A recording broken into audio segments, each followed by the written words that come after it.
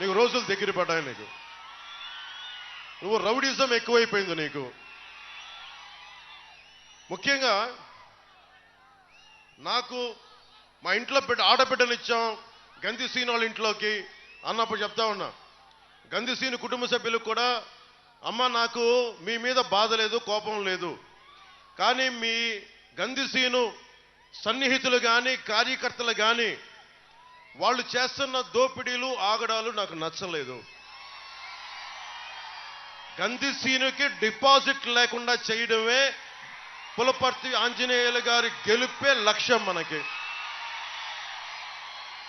గుండాగర్దీ చేసేవాడు ఈ రోజున మాట్లాడితే నేను కాపు సామాజిక వర్గానికి చెందిన వాడిని చెప్పి గంధిసీనుకి నోరెక్కువైపోయింది ఈ మధ్యన.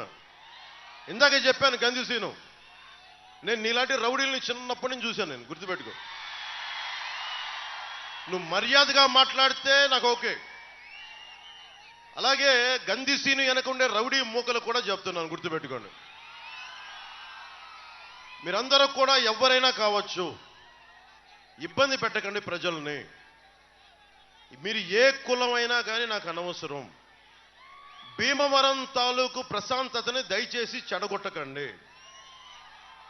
ఇది చాలా బలమైన మధ్యతరగతి అట్టడుగు వర్గాలు, బాగా డబ్బున్న వారు అందరూ కలిసిమెలిసి ఉంటున్న నియోజకవర్గం ఇది.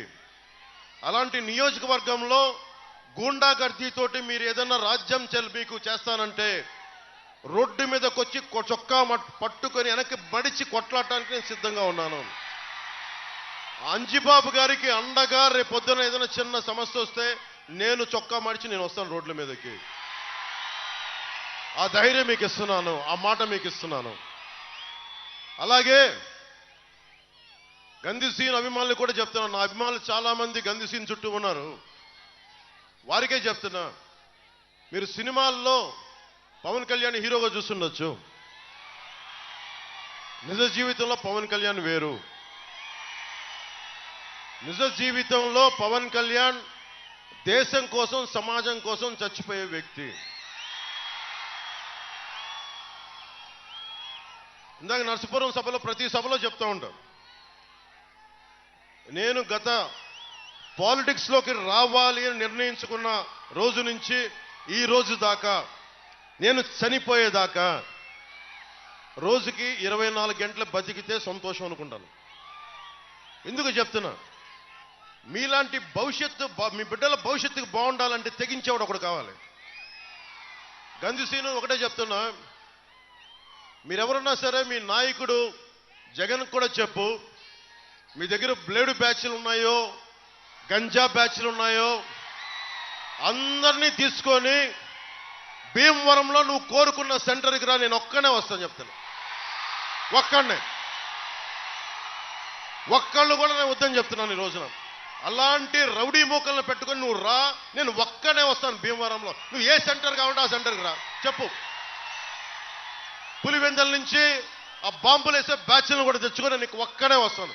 నా పిచ్చ, నా తెగింపు మీకు తెలియదు. ప్రజాస్వామ్యాన్ని విఘాతం కలిగించే ఎవడైనా సరే కాళ్ళు కీళ్ళిరా కూడా కింద కూర్చోబెడతాను, గుర్తుపెట్టుకోండి. మీరేం దిగొచ్చారా? మీరు ప్రత్యేకంగా పుట్టారా? మీరు మిమ్మల్ని కొడితే ఒంట్లో నుంచి బ్లూ కలర్ బ్లడ్ వస్తా మీకు? ఒళ్ళు దగ్గర పెట్టుకొని మాట్లాడండి. జగన్ కూడా చెప్తున్నా, అమ్మా ఇంతమంది ఆడపిల్లలు ఉన్నారు ఇక్కడ, ఇంతమంది ఆడపిల్లలు ఉన్నారు కింద, టీవీల్లో వీక్షిస్తున్న మహిళలు ఉన్నారు. ఒక రాష్ట్ర ముఖ్యమంత్రి, 151 మంది ఎమ్మెల్యేలు ఉన్నారు, 30 మంది పార్లమెంట్ సభ్యులు ఉన్న వ్యక్తి మాట్లాడితే వ్యక్తిగత జీవితం గురించి మాట్లాడతాడు. ఏం జగన్, నోరు ఎలా ఉందే నీకు?